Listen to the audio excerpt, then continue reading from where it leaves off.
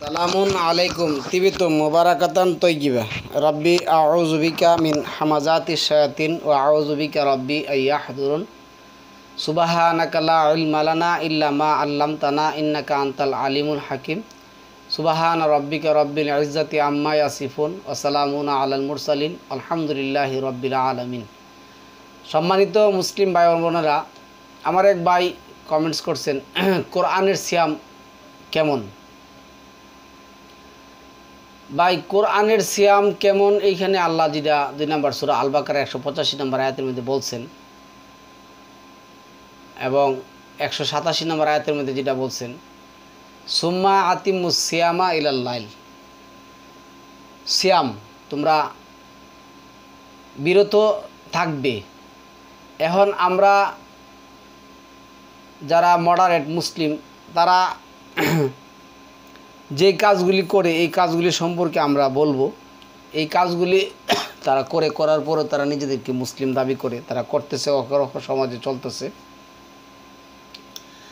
এখন এইখানে আল্লাহ যে কথাটা বলছেন 2 নম্বর সূরা আল বাকারার 183 নম্বর আয়াতের মধ্যে কি লিখছেন আল্লাহ, এই যে আমি তোমাদের উপর সিয়াম ফারিদা করেছি যেমন ফারিদা করেছিলাম তোমাদের পূর্ববর্তীদের উপর। কারণটা কি? লাআল্লাকুম তাত্তাকুন, যাতে তোমরা তাকওয়া অর্জন করতে পারো। তা আমরা কি তাকওয়া অর্জন করতে পারি? কোরআনের তাকওয়া কিভাবে অর্জন করতে হবে, কি পরিহার করতে হবে, কিভাবে এটি পালন করতে হবে, এই প্রচলিত তারাবি পড়লে কি আমরা এগুলি পারবো? আসুন আমরা এই বিস্তারিত একটুখানি এই বিষয়ে একটু আলোচনা করি। আমি আপনার সাথে শেয়ার করব। এনে কি বলছেন? আল্লাহ বলেছেন কোরআন জীবিতদের জন্য। এখন কোরআন যে জীবিতদের জন্য, আমাদের জীবনে যেটা দিয়েছেন সূরা ইয়াসিনে আল্লাহ বলছেন লিউনজিরা মান কানা হাইয়ান, যারা জীবিত তাদের জন্য হয়েছে এই কোরআন। কোরআনে আল্লাহ দিয়েছেন পিতামাতার প্রতি, পিতামাতা জীবিত থাকাকালীন কি করতে হবে, মারা গেলে নয়। আচ্ছা, তারপরে আমরা এখন এই কোরআন খতম করে আমরা কি করছি? পিতামাতা মারা গেলে পিতামাতার কবরে গিয়ে সেরা এই কোরআন পড়ছি। আমরা এইভাবে তাকওয়া অর্জন করার চেষ্টা করছি। আচ্ছা, পরে কি আসছে দেখুন, যেই সূরা আমি দোয়া মনে করে পড়ব সেখানেই বলা আছে পিতামাতার জন্য ব্যয় করতে, তাদের সাথে উত্তম আচরণ করতে ইত্যাদি, যা জীবিত থাকাকালীন আমরা বা আমার জন্য করণীয় ছিল। এখন এটা কোনো কাজের আসবে না। আপনার মৃত্যুর সাথে সাথেই আপনার সব বন্ধ হয়ে যাবে আর আপনি শুধু আপনার কর্মফলই ভোগ করবেন। আল্লাহ যেটা বলছেন লিউনজিরা মান কানা হাইয়ান ওয়া হিকাল কাউলুল আল কাফিরিন, এই কোরআন জীবিতদের জন্য।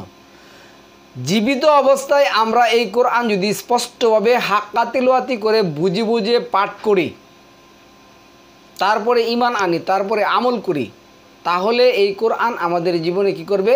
কাজে আসবে। আমরা তাকওয়া অর্জন করতে পারবো। সারাদিন উপবাস করে, সারাদিন না খেয়ে থেকে সিয়াম পালন করতে আল্লাহ কোরআনে কোথাও বলেন নাই। শুধু আপনি না খেয়ে থাকবেন আর আপনার জীবনে এই কাজগুলি করবেন না, যে কাজগুলি আমি এখন বলবো। আবার কেউ যদি কাটছাট করে এই কথা বলেন যে মোল্লা বলছে, মডারের এক মোল্লা বলছে সারাদিন উপবাস, এই উপবাসের আপনার দরকার নেই ভাই। এখানে আল্লাহ যে কথাগুলি বলছে এই কথাগুলি আপনার কি করতে হবে? পুঙ্খানুপুঙ্খানুভাবে পালন করতে হবে। এখানে কী লেখছে দেখুন, এই যে সূরা ইয়াসিনের 54তে যেটা আসছে গেল, তাহলে তো সূরার অর্থ জানা বেশি জরুরি। তাহলে মানুষ জীবিত অবস্থায় নিজ কর্মের ব্যাপারে বেশি সচেতন হতে পারবে। এই কারণে আল্লাহ কী করছেন?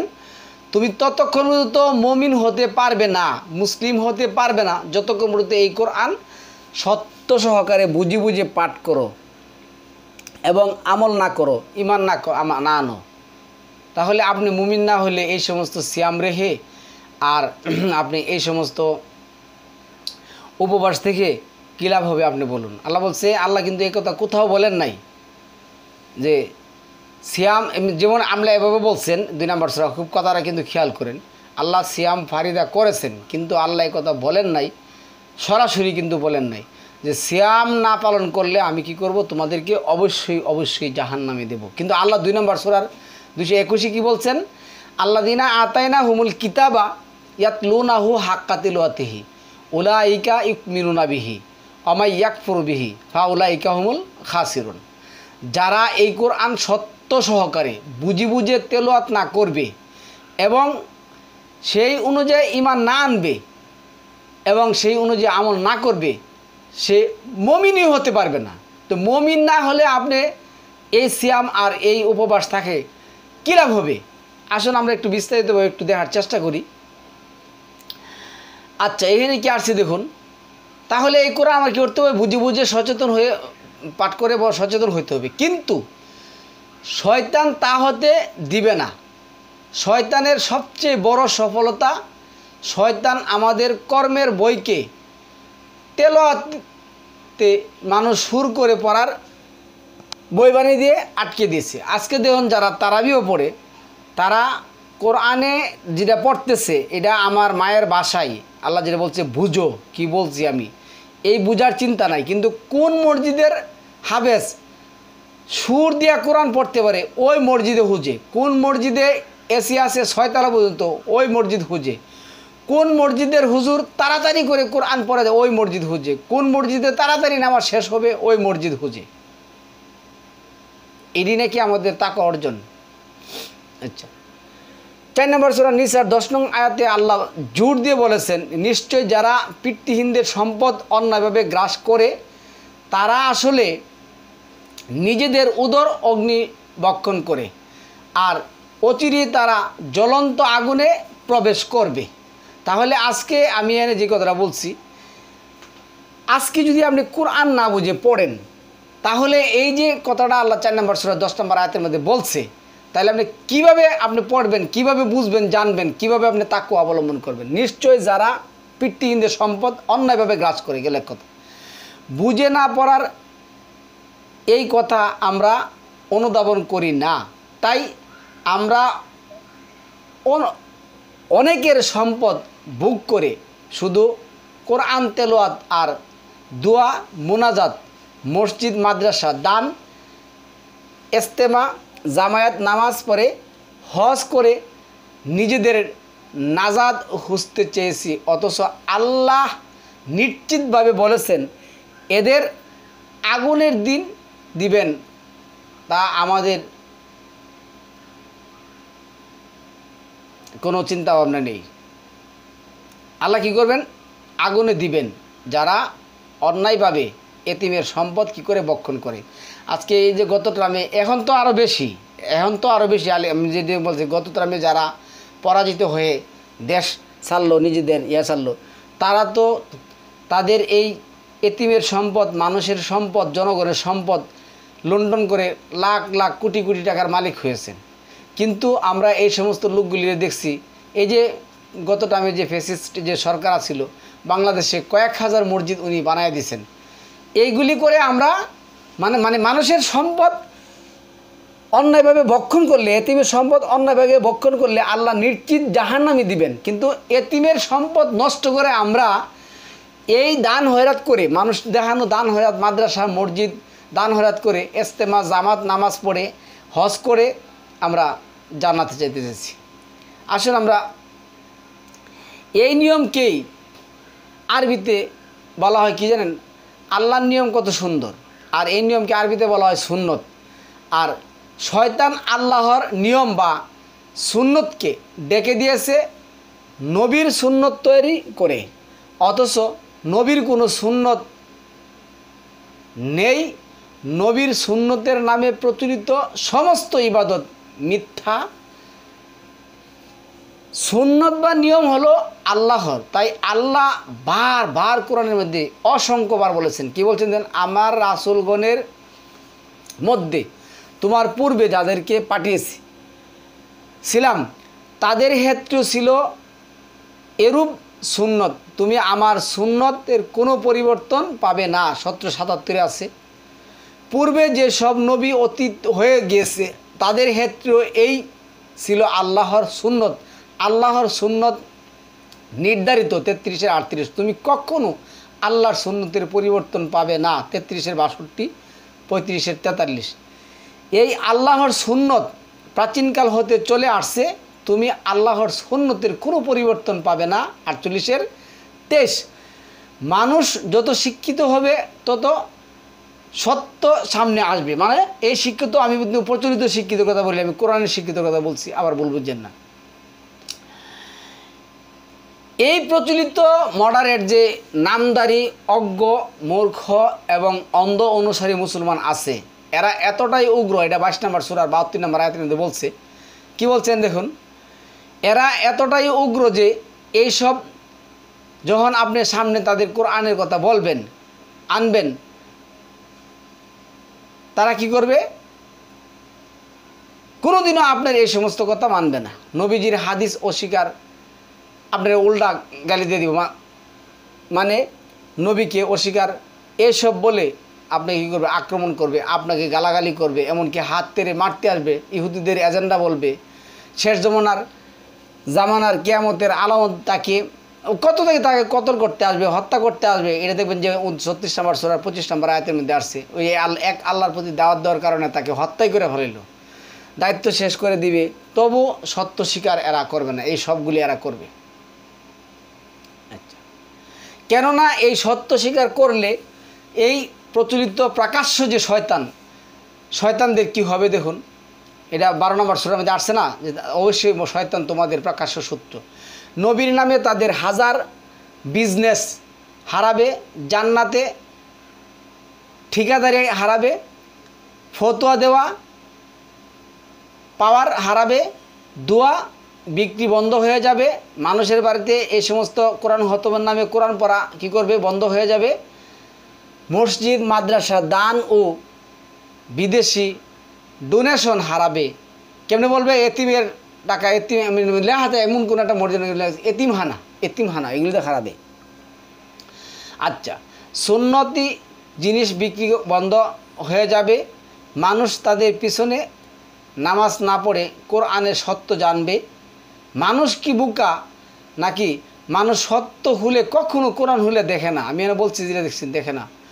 ধর্মের ব্যাপারে আমরা বেশিরভাগ আবেগী আর অন্ধ, কেউ পড়ে দেখে না, শুনে না, প্রশ্ন করে, তবে সত্য চাপা থাকে না। সূরা নিসার 64 নম্বর আয়াতের মধ্যে আল্লাহ কি বলছেন?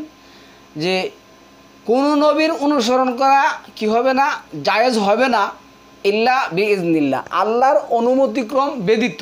আজকে আপনি এই যে প্রচলিত তারাবি, প্রচলিত নামাজ, প্রচলিত দোয়া, প্রচলিত সিয়ামের দোয়ার সিয়াম রাহার দোয়া, সিয়াম ভাঙ্গার দোয়া, হ্যাঁ, এই যে 4 রাকাত পরে যে দোয়া পড়ে, এই একটাও কোরআনের মধ্যে নেই। অথচ আল্লাহ বলছে কোনো নবীর অনুসরণ করতে পারবা না যতক্ষণ না এটা আল্লাহর পারমিশন থাকে। মানে কোনো নবীর বানানো কথা, দোয়া টোয়া এসব কিচ্ছু অনুসরণ করা যাবে না যদি আল্লাহ এটা নাজিল না করেন।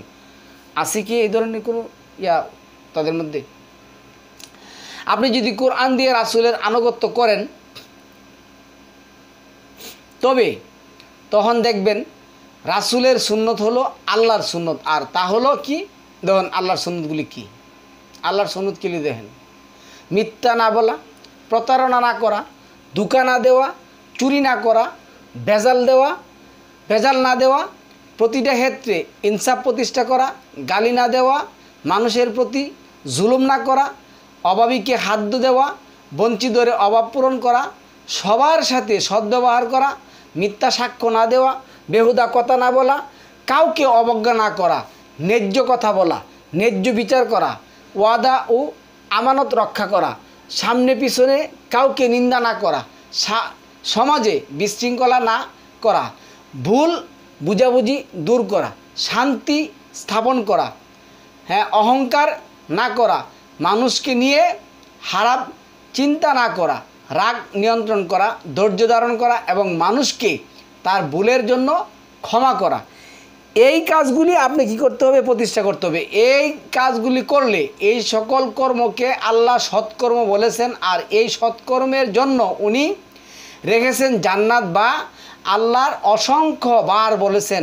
কিন্তু যারা প্রচলিত মডারেট মুসলিম 5 ওয়াক্ত নামাজকে জান্নাতের চাবি বানিয়েছে, বলছে আসসালাতু মিফতাহুল জান্নাত নিয়েছে। কোরআনের কোথাও এই সমস্ত 5 ওয়াক্ত নামাজের কথা নেই, কোরআনে কোথাও এই সমস্ত প্রচলিত রোজার কথা নেই, কোরআনে কোথাও এই সমস্ত দোয়া দুরুজের কথা নেই, কোরআনে কোথাও এই সমস্ত নিয়তের কথা নেই।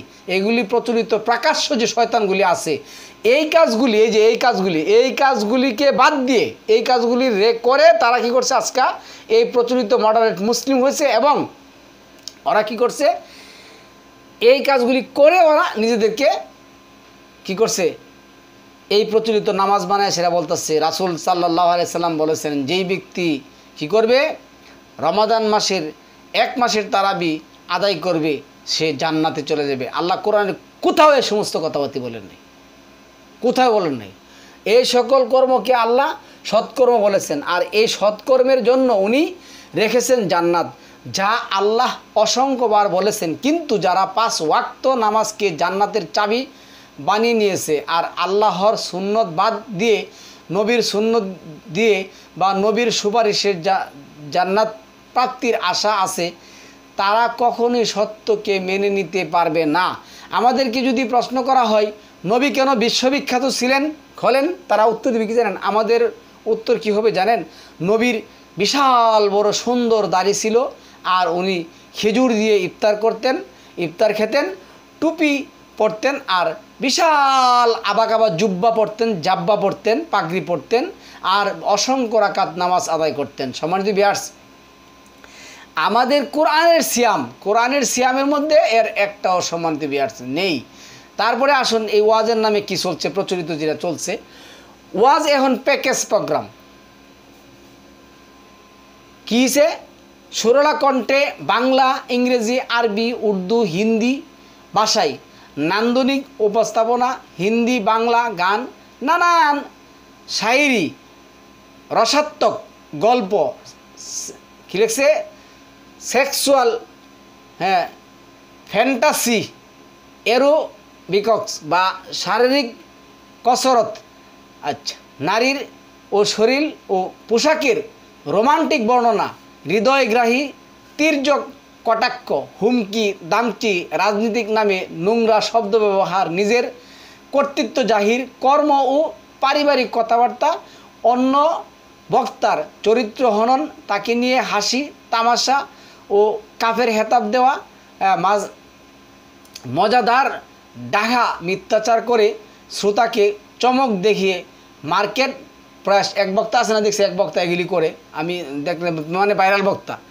যথারীতি পরকালে লোভ ও ভয় দেখানো তো আছেই, নিজের ও অন্যের কিছু অলৌকিক ঘটনা বর্ণনা, তবে সহি জয়ীব যাই হোক কিছু হাদিসের উপস্থাপনা থাকে, জীবন বিধান কোরআনের কথাও কালে ভদ্রে আসে। তবে যে সমস্ত আয়াতের মধ্যে এই কথা বলছেন, কি বলছেন, অনুসরণ করো তাদের যারা তোমাদের কাছে দিন পরিচালনা, দিন প্রচারের বিনিময়ে কোনো কিছু বিনিময় কামনা করে না, তারা সৎপ্রাপ্ত। এই আয়াত আপনার সাথে কখনো কোনো দিনও সম্মানিত আনবে না। সুতরাং যারা আজকে এদের পিছিয়ে, এই প্রকাশ্য শত্রুদেরগুলি পিছিয়ে ঘুরছেন, তারা প্রচলিত রোজা রাখতে পারেন, এতে আমাদের কোনো আসে যায় না। যারা নিজেদেরকে মুসলিম দাবি করেন, দাবি করার পরও যারা যে কাজগুলির মধ্যে ডুবে আছেন, এই কাজগুলি কি শুনুন, আমি একটু বলি। প্রথম আল্লাহ বলছে যে ইন্নাল্লাযী লা ইয়াগফিরু আইয়ুশরাকা বিহি ওয়া ইয়াগফিরু মা দুনা যালিকা লিমান ইয়াশা। শিরক হলো আল্লাহর একাত্মবাদে অংশীদারিত্ব স্থাপন করা। আল্লাহর একাত্মবাদে আজকে কি করছে, তারা এই প্রচলিত রোজাকে নিয়ে আসছে। আল্লাহর একাত্মবাদে তারা এই প্রচলিত রোজার নিয়ম নিয়ে আসে, চাঁদ দেখে রোজা রাখো, চাঁদ দেখে রোজা ভাঙ্গো। আল্লাহর একাত্মবাদ নিয়মের মধ্যে তারা এই সমস্ত নাওয়াইতুয়ান আসম্মা গাদাম নিয়ে আসছে। আল্লাহর একাত্মবাদে এই সমস্ত তারা কি করছে, প্রচলিত তারাবি নামাজ নিয়ে আসছে। আল্লাহর একাত্মবাদের মধ্যে তারা কি করছে, এই তারাবি নামাজের 4 রাকাত পর পর এই সমস্ত দোয়া নিয়ে আসছে। কোরআনের অসংখ্য আয়াতকে তারা কি করছে, অস্বীকার করেছে। কি অস্বীকার করেছে? আল্লাহ 76-এর 26, 16 মানে 32-এর 16, 17, তারপরে 73-এর 1 থেকে 3, 73-এর 20, তারপরে 3-এর 17, 17-র 77, 78, 79, তারপরে আপনার 25-এর 64, 65, 39-এর 9, এই আয়াতগুলিকে তারা অস্বীকার করেছে। এই কামগুলিকে আল্লাহ অস্বীকার করে, আল্লাহ এই কামগুলি বাধ্যবাধকতা করেছেন, এগুলিকে তারা অস্বীকার করে প্রচলিত তারাবি নামাজ তারা কী করছে, বানাইছে। এরা শিরক করছে, শিরকের মধ্যে এরা ডুবে আছে, নিজেদেরকে আবার মুসলিম দাবি করতেছে। আচ্ছা, এর প্রতিকার কেমনে করুন? প্রতিকারটা কি? প্রতিকার হলো একাত্মবাদের প্রতি বিশ্বাস স্থাপন করা। মানে আল্লাহ যেটা 47, 19 বলছেন, মুহাম্মদের প্রতি আমি জানাজিল করছি, তার উপর ঈমান আনা। সাথে 3 আল্লাহ যেটা বলছেন, তোমার রবের পক্ষ থেকে জানাজিল করছে, তার প্রতি বিশ্বাস স্থাপন করা। এই সমস্ত উলিয়া উলিয়া না ধরা। অসংখ্য আয়াতের মধ্যে বলছেন, 6 নম্বর সূরার 82 নম্বর আয়াতের মধ্যে বলছেন, ঈমান আনার পরে নিজের আমলের মধ্যে জুলম মিশ্রিত না করা, শিরক মিশ্রিত না করা। প্রতিকার একাত্মবাদের প্রতি বিশ্বাস স্থাপন এবং শিরকের কোনো রকম চর্চা থেকে নিজেকে বিরত রাখা, তাওবার মাধ্যমে আল্লাহর কাছে ক্ষমা প্রার্থনা করা। এটা 20 নম্বর সূরার দেখবেন না, 26 নম্বর সূরার 80, 82 নম্বর আয়াতের মধ্যে আসছে। আচ্ছা, তারপরে ইখলাস যে শব্দটা আছে, ইখলাস বিশুদ্ধতা বজায় রেখে আল্লাহর ইবাদত করা। ইখলাস এটা 112 নম্বর সূরার 1 থেকে 4 নম্বর আয়াতের মধ্যে যেটা আসছে, কুল হু ওয়াল্লাহু আহাদ, তুমি বলো আল্লাহ এক এবং অদ্বিতীয়। তাহলে এই সমস্ত দোয়া, দুরুস, তাসবিহ, তাহলিল, নামাজ যে সৃষ্টি করেছে নামাজের প্রচলিত সিয়ামের নামে, এর একটাও তো কোরআনের মধ্যে নেই। তাহলে আপনি কিভাবে তাকওয়া অর্জন করবেন? তারপরে কি আসছে? মিথ্যা সাক্ষ্য দেওয়া।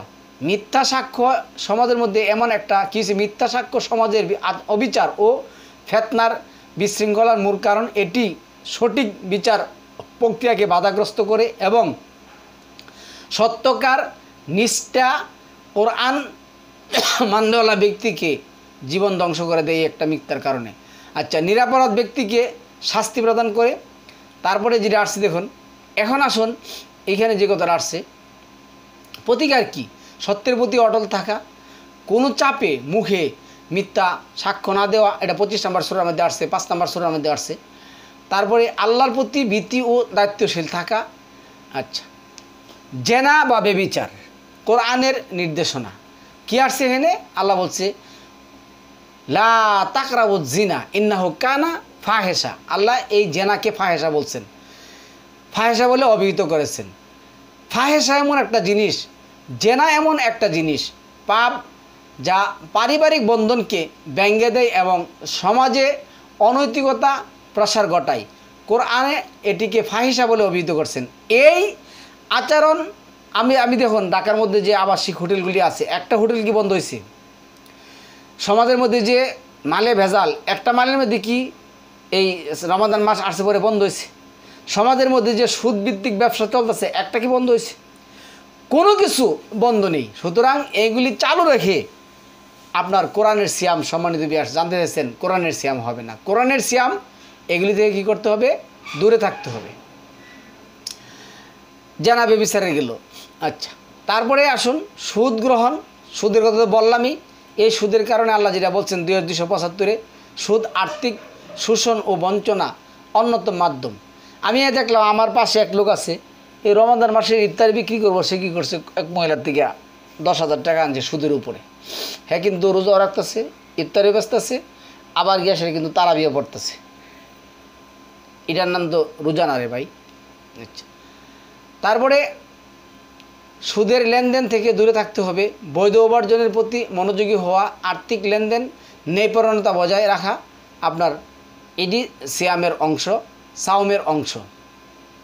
মদ, এই যে মদের ব্যবসা, আমি তো ঢাকা থাকি, আমি টিপু সুলতান রোড থাকি, নওয়াবপুর। এই যে দেখুন, আপনি যা এখনও যান টিপু সুলতান রোড যে মাথায় আছে, এই যে নওয়াবপুরের মাথায়, এরিকা দেনগা মদের ব্যবসা ওপেনলি চহাইতেছে, চলতেছে। আচ্ছা, বন্ধ আছে? বন্ধ নেই। অথচ আল্লাহ 5 নম্বর সূরা 90 নম্বর আয়াতের মধ্যে মদ, মানুষের যে মদ বন্ধ করতে হবে, এগুলি শয়তানের কাছে। কী বলছে? মদ পান মানুষের বিচার বিবেচনা নষ্ট করে এবং তাদেরকে গুনাহের পথে পরিচালিত করে। প্রতিকার মদপান থেকে সম্পূর্ণ বিরত থাকা, আল্লাহর নির্দেশ না মেনে চললে এগুলি হবে। আল্লাহর নির্দেশ মেনে চলতে হবে। অন্যায়ভাবে হত্যা করা বন্ধ করতে হবে, হত্যা করা যাবে না। এটা 5 নম্বর সূরা 32 নম্বর আয়াতের মধ্যে আল্লাহ বলছেন, অমান আহিয়াহা ফাঁকা আন্নামা আহিয়ান নাসা জামিয়া। যে ব্যক্তি একটা মানুষকে হত্যা করলো সেই জন্য মানব জাতির উপরে কী করলো? আঘাত করলো। প্রতিকার জীবনের পবিত্রতা বজায় রাখা, অন্যায়ের বিরুদ্ধে দাঁড়ানো, আল্লাহর কাছে তওবা করে ভবিষ্যতে এমন কাজ এড়িয়ে চলা, এটাই তো আমাদের তাকওয়া। আমরা এই জন্য তো আল্লাহ আমাদের উপর সিয়াম কী করছেন? ফারিদা করেছেন। আল্লাহর কাছে তওবা করে ভবিষ্যতে এমন কাজ না করা, কোরআন মতে প্রতিটি পাপ থেকে মুক্তির উপায় খোঁজা। এটা 20 নম্বর সূরার, ওই যে আমি যেটা বলছিলাম 20 নম্বর সূরা মাআযাল্লাহ, এটা হলো 20 নম্বর সূরা 82 নম্বর আয়াতের মধ্যে এনে আল্লাহ যেটা বলছেন, ওয়া ইন্নাহু লাগাফফার, যারা কী করে? আল্লাহর কাছে ক্ষমা করে, আল্লাহ গুনাহ মুছে ফেলার, দান খয়রাত করা, বিভিন্ন ধরনের এগুলি আসছে 20 নম্বর সূরার 82-তে 9-104-এ। নামাজ সালাত কায়েম করা, সালাত গুনাহ থেকে বিরত রাখে। আল্লাহ এনে বলেছেন, ইন্না সলাতা তানহা আনিল ফাহশাই ওয়াল মুনকার। কোরআন ভিত্তিক সালাত প্রতিষ্ঠা করতে হবে। আল্লাহ সালাত নামাজ পড়তে বলেন নাই, আল্লাহ নামাজ প্রতিষ্ঠা করতে বলছেন। নামাজ আমরা পড়তে লয়ে সেরা আজকে লাগাইছি সমাজের মধ্যে কিচ্ছা খায়নি। নামাজ পড়তে হবে, নামাজ পড়তে আল্লাহ কোরআনে কোথাও নামাজ পড়তে বলেন নাই, নামাজ প্রতিষ্ঠা করতে হবে। আপনার পর্যায়ে যাই হোক, নামাজ কী করতে হবে? প্রতিষ্ঠা করতে হবে। আচ্ছা, পিতামাতার অবাধ্য হওয়া, এটা আল্লাহ এই যে 27 নম্বর সূরার 17 নম্বর সূরা 23 নম্বর আয়াতের মধ্যে আল্লাহ যেটা বলছেন, অকাদা রাব্বুকা আল্লাহ তা'বুদু ইল্লা ইয়াহু অবিল ওয়ালিদাইনে ইহসানা। পিতামাতার প্রতি ইহসান করতে হবে। এবং এখানে যে কথাটা আসছে 17 নম্বর সূরার 24 নম্বর আয়াতের মধ্যে, এই কথাটা আপনার কী করতে হবে? প্রতিকারটা আমি বলে নিই। পিতামাতার প্রতি দয়া, সম্মান এবং ভালোবাসা প্রদর্শন করা, তাদের সেবা করা এবং জীবনের প্রতি ক্ষেত্রে তাদের সহযোগিতা, তাদের জন্য আল্লাহর কাছে বলা, রাব্বির হামহুমা কামা রাব্বায়ানি সাগীরা। কিন্তু এই দোয়া মরলে পড়লে হবে না, মরার আগে পড়তে হবে। আর যদি কোরআন ভিত্তিক ঈমান এনে না মারা যায় তাহলে তো তার জন্য দোয়া কোনো কাজে আসবে না। এটা 78 নম্বর আয়াতে বলে দিয়েছেন 3-এর। তারপরে তাদের কবরের পাশেও যাবে না, এটা তাদের জন্য সালাত আদায় করা যাবে না, মানে তাদের জন্য প্রার্থনা করা যাবে না, আল্লাহর কাছে চাওয়া যাবে না। 9 নম্বর সূরার 80-84 নম্বর আয়াতের মধ্যে দেখবেন। আচ্ছা, তারপরে মিথ্যার প্রতিশ্রুতি দেওয়া, মিথ্যার প্রতিশ্রুতি দেওয়া এগুলি দূর করতে হবে। মিথ্যার প্রতিশ্রুতি একবারে তুলে মূল্যে সমাজকে ধ্বংস করে দেয়। যেমন 17 নম্বর সূরা 34 নম্বর আয়াতের মধ্যে আছে, মিথ্যার প্রতিশ্রুতি দেওয়া সামাজিক অবিচার এবং সম্পর্কের অবনতি ঘটে। এটি মানুষের বিশ্বাস ও আস্থার উপর আঘাত করে। এগুলি করা যাবে না, কখনো এগুলি করা যাবে না। প্রতিশ্রুতি দেওয়া আগে সতর্ক থাকতে অবলম্বন করতে হবে। প্রতিশ্রুতির প্রতি যথাযথ কী করতে হবে? যথাসম্ভব স্থির থাকতে হবে। আল্লাহর কাছে ক্ষমা চেয়ে তওবা করতে হবে। গেল তাহলে সম্মানিত ভিউয়ার্স, এইখানে আমরা যে জিনিসটি দেখবো একটুখানি, এই যে যারা এগুলি করে, এই যে কী করে মানুষ দাড়ি, টুপি, জুব্বাকে সুন্নতি হিসাবে পালন করতে বড়ই আগ্রহী। যাদের এই ফরজগুলো নেই, মানে তারা এগুলি ফরজ মনে করে, ফরজের চেয়ে আর বেশি গুরুত্ব মনে করে। যাদের এইগুলি নেই তারা ধর্মের কথা বলার কোনো অধিকার নেই। মানে আপনার যদি দাড়ি না থাকে, টুপি না থাকে, আপনি কোরআন যতই মানেন, জোরান থেকে যতই আয়াত দেন, আপনি কোরআন বলারই আপনার অধিকার নেই, আপনাকে বলে দিছি। অথচ আল্লাহ কি বলছে? আল্লাযিনা আতাইনা হুমুল কিতাবা ইয়াতলুনাহু হাক্কা তিলাওয়াতিহি। যারা কোরআন কী না করে, সত্য সহ বুঝে বুঝে পাঠ না করে, তারা কখনো মুমিন হবে না। আচ্ছা, এরপরে আসলে কি লিখছে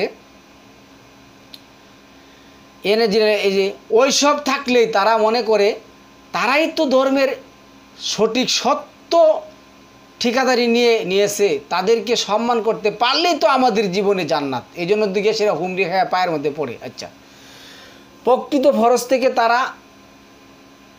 প্রকৃত ফরজ থেকে তারা জনম কী করছে?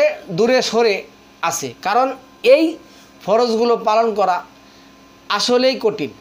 কি ফরজ? আমি যেটা প্রথম বলছিলাম, আবারও বলি, মিথ্যা না বলা, প্রতারণা না করা, ধোঁকা না দেওয়া, চুরি না করা, দ্রব্যে ভেজাল না দেওয়া, প্রতিটি ক্ষেত্রে ইনসাফ প্রতিষ্ঠা করা, সর্বদাই সত্য কথা বলা, গালিগালাজ না করা, মানুষের প্রতি জুলুম না করা, অভাবীকে হাত দেওয়া, প্রার্থী বঞ্চিতদের অভাব পূরণ করা, এতিমদের সাথে সদ্ব্যবহার করা, মিথ্যা সাক্ষ্য না দেওয়া, বেহুদা কথাবার্তা পরিহার করা চলা, প্রয়োজনে অতিরিক্ত সম্পদের সব কিছু কী করা, দান করা। আল্লাহ যেটা 2:219 বলছেন। ইসলাম ধর্মের স্তম্ভ দুইটি, একটা হলো কি বিশ্বাস, অপরটা হলো সৎকর্ম। তাহলে বিশ্বাস আনতে হবে, সৎকর্ম করতে হবে। যারা 5 ওয়াক্ত নামাজকে প্রচলিত এই মডারেট 5 ওয়াক্ত নামাজকে জান্নাতের চাবি বানিয়ে হুসু হুজুর সাথে আদায় করে কিন্তু এইসব ফরজ থেকে দূরে থাকে, তাদের জন্য জাহান্নাম সুনিশ্চিত অবধারিত করে আল্লাহ রেখেছেন। 5 ওয়াক্ত নামাজ তো দূরের কথা, নামাজ শব্দটাই পবিত্র কোরআনে নাই। পবিত্র কোরআনে আছে সালাত। সালাত শব্দ এর অর্থই হলো সৃষ্টিকর্তার বিধিবিধান প্রতিষ্ঠা করা। সালাত শব্দের অর্থ কি? সালাত প্রতিষ্ঠা করতে বলছেন। আল্লাহ বলছেন ইউকিমুনাস সালাত আকিমুস সালাত, তোমরা সালাত প্রতিষ্ঠা করো। এটা 21-73 দেখবেন আল্লাহ বলছেন আমি তো তোমার পূর্বে যারা নবী তাদের কাছে আমি ওহী করেছিলাম তারা যেন সালাত প্রতিষ্ঠা করে, তারা এখন সালাত পড়ে। আচ্ছা, পবিত্র কোরআনে সালাত বলেছেন। সালাত শব্দের অর্থ হলো সৃষ্টিকর্তার বিধিবিধান যা পবিত্র কোরআন আছে তা ছায়ার মতো অনুসরণ করা, জীবনের প্রতিটি ক্ষেত্রে কাজে লাগানো অর্থই হলো সালাত কায়েম করা। বর্তমানে জোরাস্ট্রিয়ান নামাজ নয়, এই নামাজের কথা আল্লাহ বলে নেই। মানুষ দাড়ি টুপি জুব্বাকে সুন্নত হিসাবে পালন করতে বড়ই আগ্রহী। দেখবেন যে বাজার থেকে কী সুন্দর টুপি, কী সুন্দর পাঞ্জাবি, কী সুন্দর কি তারা পড়তেছে, পরে চেরা তারা মডারেট মুসলিম সাজ্যে। সম্মানিত ভিউয়ার্স, কোরআনের সিয়াম হলো এই সমস্ত কাজ থেকে বিরত থাকা, এই দেখানো এই সমস্ত নামাজ, দেখানো এই সমস্ত উপবাস আল্লাহ বলেন নাই। আল্লাহ আমাদেরকে বুঝার তৌফিক দান করুন। সালামুন আলাইকুম তিবিতুম মুবারাকাতুন তৈয়িবা।